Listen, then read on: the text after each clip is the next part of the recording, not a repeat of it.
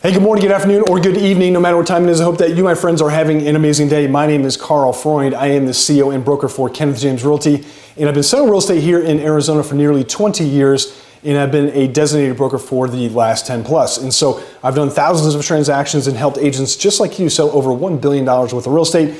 And in that time, we've never really had any major issues with the purchase contract, or at least filling it out improperly and then having to write a check. And so my goal here today is to really give you a deep insight on how to properly do this thing, and then I'm gonna give you a template so you can actually download it. So if you go in the description, you can click on that little link there, and you're gonna be able to download this exact contract that you and I are about to fill out together. And so this is probably one of the more valuable trainings you can use to protect yourself and obviously your client. So I'm gonna share my screen with you. We're gonna fill this thing out from top to bottom, and then we'll get you going. So first things first, we're gonna use Bobby Buyer and Sammy Seller, and then we're gonna use one of my personal addresses that I actually own, so there's no privacy concerns here. And so what you need to do here is look for this assessor's number. That's probably one of the first things you're gonna wanna do. So what I want you to do is go right into Armless, and I want you to come over here to Report, and then to Monsoon. It's gonna put you on this page here. This number here, this 14193-385, I'm gonna copy and paste that number in there, and that's the one you're looking for. And then let's get right into the legal description. Now, by the way, I'm using a software editor called .loop. This works with pretty much any software. It could be Transaction Desk. It could be, I don't know if we have Zip Forms anymore, SkySlope, whatever your transaction management system is. And so just be aware I'm using .loop for those of you that are curious. So, legal description. Go back to Monsoon. Right here, you're gonna notice two different fields, abbreviated and full. If you look at abbreviated, it says Lot 17, Parcel 26. However, full is missing Lot 17. And so I want you to understand that the abbreviated is actually the legal description you're going to want to use, ironically enough. So I'm just going to copy and paste that thing in there. Done and done. Now, for those of you that are like, that's probably not a full legal description, you would be correct. And so here's the hack. I want you to cruise right down here. I want you to look at this. Click on the doc, and then click on this where it says 4 pages, view unofficial documents by clicking the number above. Click on that number 4. And then I'm just gonna pull up the actual warranty deed. And on that warranty deed, I guarantee that full legal description will be right there. And so technically you wanna copy and paste this entire thing into that legal description. So be aware, there's a little bit of a deficiency inside of Monsoon. So moving on. Let's just use a round number here. Let's say it's $500,000 purchase price. Let's use easy math. Let's just put $10,000 in earnest, and that leaves a balance of $490,000. So we've got to make that up with either a down payment or financing or a combination of both. Easy math. So let's go ahead and pull up our calculator here real quick. Look, we're going to say 500,000, and I'm going to say let's do we're going to do 96.5% financing, which is 3.5% down on an FHA loan. So I'm going to multiply this by 0.965, and I get 482,500. So we're going to put in that number right here, and we're going to list this as FHA financing or FHA loan. Easy enough, whatever you want to do. And so that leaves a little bit of a gap. So let's go back to our little trusted calculator here. Let's take 500,000. We're going to take out our $10,000 earnest, and we're going to take out our loan amount of 482,500. That's going to leave me with exactly 7,500, which is the additional cash that the buyer's going to need to bring to the close of escrow in order to close the transaction. And so we're going to put in here 7,500, and you can put whatever you want. You can put cash at closing. You can put additional down payment in there. Really, whatever makes sense for you is fine. I don't see too many issues with that ever. Line 17, earnest money is in the form of, most times it'll be personal check or wire transfer. The only other thing that I can think of would be like certified funds or something like that. You could probably put that in there, but generally we're just gonna say personal check. And that 9 out of 10 times it's gonna go with the escrow company. If you do have a broker trust account, please contact your broker before you do your first transaction, especially to make sure, number one, they're willing to accept that earnest deposit, and number two, that they do it in a timely manner, because they do have to get that earnest deposit receipt out to all parties very, very quickly. And so make sure the capability is there, okay? Number 19, let me just say this for 2 seconds. If it's an all cash sale, you don't use the financing section of this contract, and you are basically waiving the appraisal contingency. There's no appraisal contingency in an all cash deal. So please, please, please keep that in mind. And so I see that mistake probably 1% of the time, just throwing that out there. So close of escrow, number 21 here. Let's look at line 24. Now, today happens to be October 18th, 2024. If we look about a month into the future, that's gonna put us right at the 15th. Okay, here's the problem. If we try to close a transaction on Friday and something happens, let's just say docs don't get on time, the recorder's running slow and they can't get it recorded on time, and possession doesn't actually happen until Monday, you usually have, you know, people lined up for moving on Saturday and Sunday. And so that would push that back almost an entire week, depending if you have a work schedule that accommodates a moving on Monday. And so what we really want to do is probably back that up at least one day. So what we can do here is look at November 14th. Now, I think if we look at the 21st, let's just say this is a week from today, and we're looking at the 21st for closing. I believe the 21st might be Thanksgiving. I don't know. I haven't looked at the calendar, but let's look at line 25. This says right here, close of escrow shall occur on the next day that both are open for business, which means your escrow company and the county clerk and recorder's office. So on Thanksgiving, we know it's closed. The next day might actually not be that Friday. It might be the Monday after. So you've got to be careful. Please look for holidays. Look for, you know, anything that can kind of screw up your close of escrow date. And so also communicate with your lender. If the lenders are running behind because maybe it's a busy refi season and things are kind of clogged up, then you might want to push that to a 5-week escrow, and maybe talk to your listing agent too and just say, hey, look, are you okay with doing a 5-week escrow? You know, what works for you guys? And that's part of this negotiation. So picking up the phone and talking to the listing agent will solve probably 99% of the problems before you even get to this stage. Okay, one other thing you're going to want to ask the listing agent, is there a co-broke? We're going to talk about addendums here right now. And so if you look at the Addenda Incorporated, one of those is that seller compensation, also known as the SCA. So you're going to either use the CAB, which is going to come from the listing agent, which is the cooperation amongst buyer brokers, or you're going to use this, which is the seller compensation addendum. And so please check the boxes, right? So we know that this property is in an HOA. So if you go to the report and you look down here, it looks like it's in an HOA. It looks like there's one HOA. And so, you know, hopefully the person put, you know, that HOA addendum into the documents. If not, you might want to fill that out during this process. So be very aware of that. So what you're going to do is click that little box that says HOA. We have, let's just use this for example, we have an SCA going along with it, and maybe you have a buyer contingency because maybe they need to sell their existing property in order to purchase this. By the way, if you like and subscribe, I will gift you all of these videos for all of these addendums. I've got videos for each one of these addendums in my video series, and go back and look at those and then be able to fill those out properly. And so there's a big difference between filled out and filled out properly. We're going to fill everything out properly today, right? Okay, moving on. Fixtures and personal property, line 39. I want you to read these things. There's a couple things in here I'm going to point out right now. This one, smart home devices, access to which shall be transferred, meaning that they give you the password and login. And that's your video ring doorbell. That's the security system. If you've got a security system, that's any kind of cameras or whatever. All of those convey with the property. Some things that do not convey, and it's cost me money.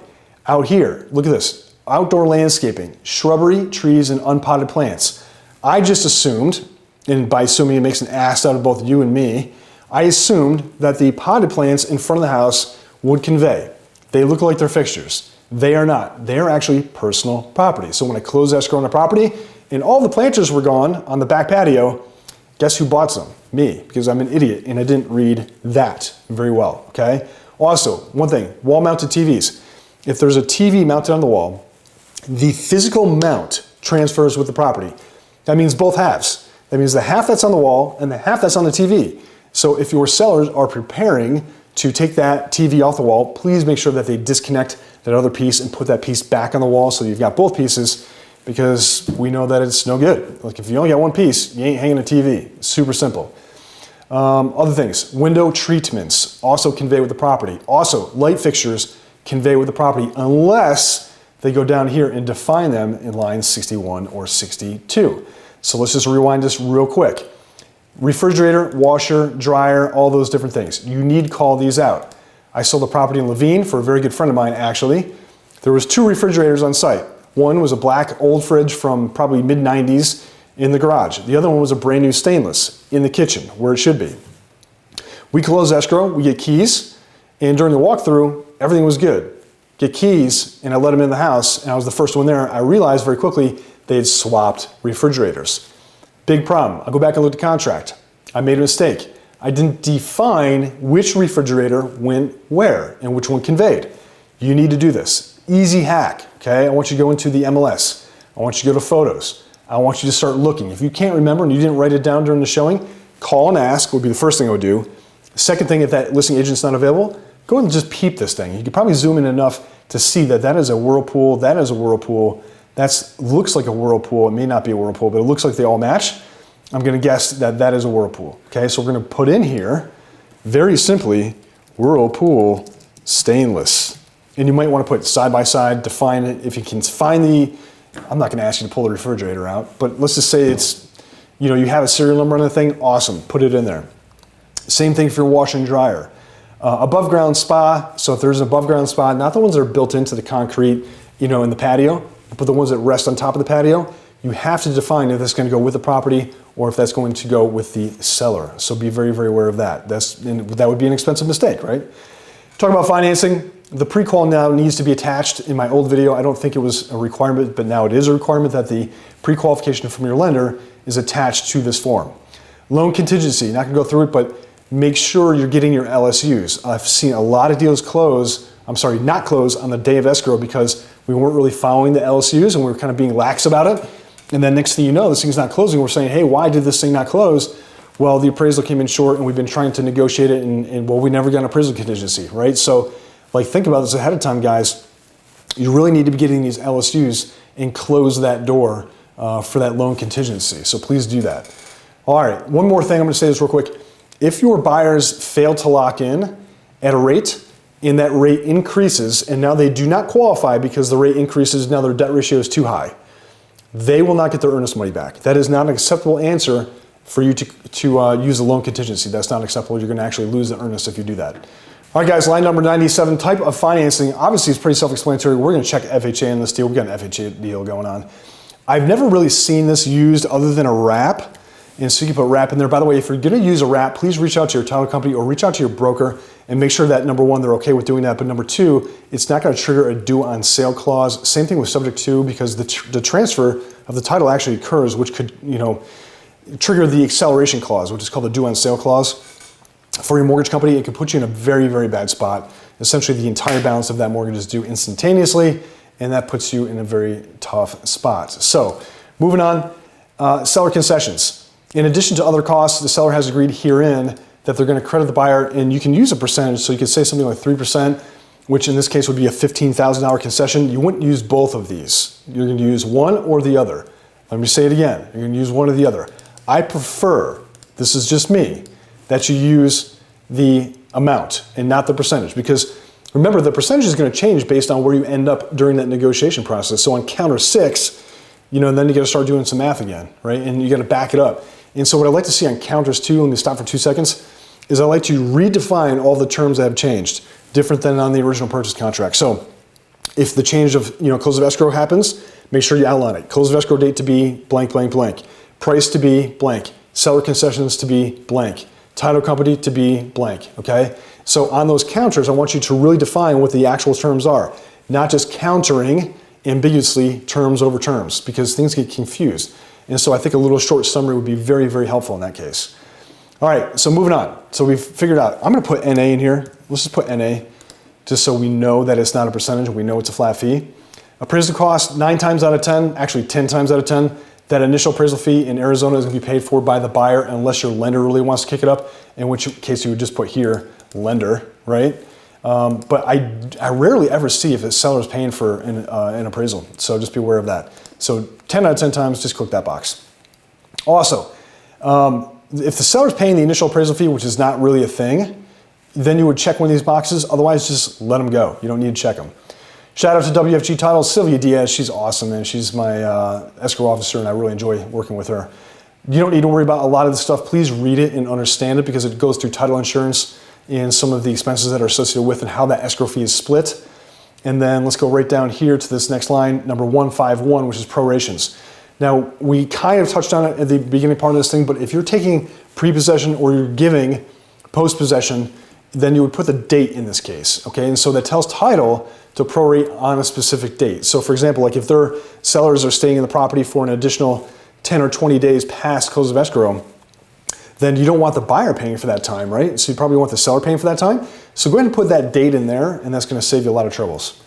Moving on, disclosure, SPUDs. I'm gonna touch on dates here for 2 seconds. By the way, the date the contract is signed, the very last signature on that defines the date the contract is signed. That could be on a counter or it could be on the initial offer, whatever the last document is that is in that negotiation, that last signature, whatever date is on that, is going to be day 0. tomorrow would then in fact be day one. That clock starts then, okay? So looking at this thing, seller shall deliver a completed AAR residential SPUDS form to buyer within 3 days after contract acceptance. Let's just say that the listing agent here is lazy and they don't get that SPUDS over to you until day 20. Here's what happens, this next line. It says, buyer shall provide notice of any SPUDS items disapproved within an inspection period or 5 days after the receipt of the SPUDS, whichever is later. And so if they receive it on day 20, you have now essentially opened up a 5-day inspection window in which the buyer can cancel. And so be aware of that. Timelines are very, very important. And so please get a good TC if you're not good at paperwork.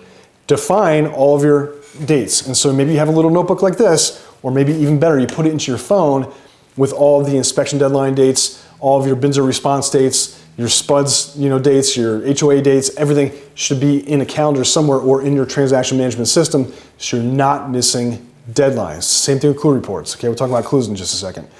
That's the next one, insurance claim history. Okay, Arizona is the only state that I know of. I'm a licensed broker in 4 states. The only state that I know of that insurance claims have to go with, or insurance claims history needs to go with the contract. Okay, so they should be providing that for you. Lead-based paint, line 173. Now, if the listing agent was sharp, and we're all sharp, they have listed or uploaded the lead-based paint disclosure into the MLS. And so you can go to the documents section, and then you can download the lead-based paint disclosure. Same thing with your HOA documents, or you can even put the SPUDS in there if you want to. And so as buyer's agents, we really, really enjoy that kind of thing because I can just download the SPUDS, I can download the lead-based paint, I can download the HOA. You can't put the cab in there, but you can put all those other documents in there, and then I can get them signed by my buyer right ahead of time. We, especially looking at SPUDS and stuff like that, we kind of know what we're working with. And so that's just a pro tip on that. But if they have not done that, they're going to click box 175, okay? And basically what it does is it opens up a 10-day window for the buyer to do due diligence. And so they can go do inspections if they want to on lead-based paint, okay? So if it's built before 1978, they're going to click one of these boxes. If they're built after, they're going to initial one of those boxes. Moving on. Let's talk about buyer warranties. This last line, 210, buyer warrants that buyer is not relying on any verbal representations concerning premises except disclosed as follows. If there are none, I want you to put in here, none. Not that anybody's dishonest, but I don't like leaving blank spaces, okay? Same thing with 213. If you're doing a 10-day inspection, redefine it, put 10 days in there. Moving on. Sewer or on-site wastewater system, 9 times out of 10 is going to be sewer. If you're kind of out in the boonies or in different counties, it might be conventional septic or alternative system. I've never seen an alternative system in Arizona. I'm just throwing that out there. It's usually one of the first 2. Okay, buyer's going to initial all 3 of these. Moving on. Talking about inspection periods, please take time to review this. You should know these inspection periods inside and out. Line 275, seller shall respond in writing within 5 days or blank days after deliver of the BINSR. Okay, that's what that is. And so if you've got a really tight escrow and you're trying to bang it out and maybe like it's 15 days, by the way, if you have a 10-day inspection period and they've got 5 days to respond, that gives you no time to do the response to the BINSR response, if that makes any sense to you. So you'd be at the 18-day mark at that point, passing potentially the close of escrow. So you need to kind of narrow these windows a little bit. If you do need to narrow it, you can put a different number in there. If you want to just reconfirm it, put the same 5 in there. Same thing with these. It's basically saying, if they disapprove, then the buyer can go back to within 3 days, okay? Also, home warranties. I highly, highly suggest that every buyer buy a home warranty. I swear that the ACs are timed to blow up exactly 2 weeks after the close of escrow. And so I use Choice Home Warranty. Sharp Chen is my representative there, and she's amazing. And so I can put her contact information down in the description for you. Always buy home warranties. If the buyer is not willing to do it or they're short on funds, it's something that I offer. And so it's very, very, very valuable. And I hate when stuff goes wrong, especially shortly after close of escrow, because they're like, hey, didn't you do an inspection? Why did you let this thing blow up on me? I'm like, well, you had your doors and windows open while you were moving in and the AC blew up and now it's your fault, right? So please buy a home warranty. Additional terms here, guys. So I'm not going to spell out any additional terms, but this is where you put any kind of escalation clauses or contingencies or anything that wouldn't be a standard form, okay? And so standard forms like look at your addendums, look at your additional clause addendum especially, buyer contingency addendums, use those addendums. Don't put that verbiage in here and expect it to work. And so there's a reason why there's an addendum or a clause for that. And so please talk to your broker about any kind of additional terms and conditions. Here's also, if you are an agent and you're purchasing a property or an agent is a party to the transaction, this is where you're going to define that. Okay, and you're going to say something like, buyer is a licensed real estate agent in the state of Arizona. Bam, it goes in there. Just be aware of that, okay? Moving on. Pretty boilerplate stuff here. Make sure that the buyer initial is here. We see that missed a lot. And then terms of acceptance. Again, use your best judgment. Use your best judgment. So we're going to look at maybe the 19th. That's tomorrow at 9 p.m. or something like that, and just define what that looks like. And then we are almost done, my friends. So line number 443, which is going to be broker on behalf of buyer, that's going to be me. Please take time to fill all of this stuff out and make sure you put the address and stuff in here. Here's one thing, I'm just going to stop for 2 seconds. I really don't like agents when they skip on this part, because it gives me an insight as to what their mindset is. And it tells me if they're a lazy agent or not and what I'm going to be dealing with for the next 30 days during escrow. If this is filled out properly, and all the fields are filled out, so we've got a proper address for both firms, we've got proper license numbers for everybody, we've got fax numbers, or I don't even know if they use faxes anymore, but we've got email addresses, we've got phone numbers that are all correct. It tells me, it gives me a little bit more confidence that the agent I'm working with on the other side actually cares. And so please take 2 seconds. I'm going to give you a hack, okay? So let's just say that you're looking for me inside of the MLS. 2 things you can do. You can go to detail, and obviously the other agent's information is going to be right down here. But let's just say I'm looking for Catherine Kennedy. Just use me, just Carl Freund. I'm going to put in Carl Freund here. By the way, in the quick search, I can see me. If you click on me, you can see what office I have. This is all of my information. This is my office address. This is my mobile number. This is my mobile or my office number. Everything you need is right here. My license numbers, office IDs, license number for the company, everything's there. And it's going to save you a heck of a lot of time, okay? So please, please, please just take an extra couple seconds and do that. It just reflects on who you are as an agent. And so that pretty much wraps it up, guys. They're going to sign on here as a seller, sign up here as a buyer. You're done. So if you have any questions, concerns, comments, put them down in the comments section. I'll be sure to get back to you. I will put in the description a link to this exact contract so you can use that as a template along with my contacts for title and for choice home warranty. Guys, thank you for tuning in. I genuinely appreciate you. Please take 2 seconds to like and subscribe. That would be the best compliment you can possibly give me. And I hope to see you very, very soon. Thanks so much. Take care. See ya.